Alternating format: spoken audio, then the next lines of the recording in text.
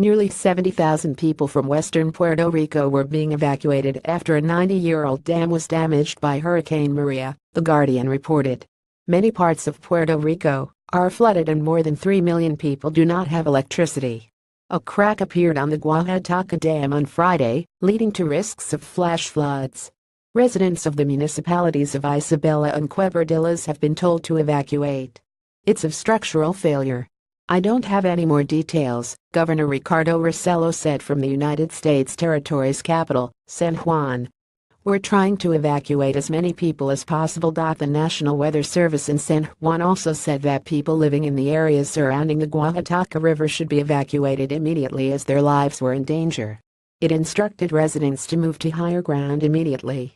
Preliminary results indicate that a full breach would result in large peak flows that would reach the coast in under 12 hours, the Weather Service alert said.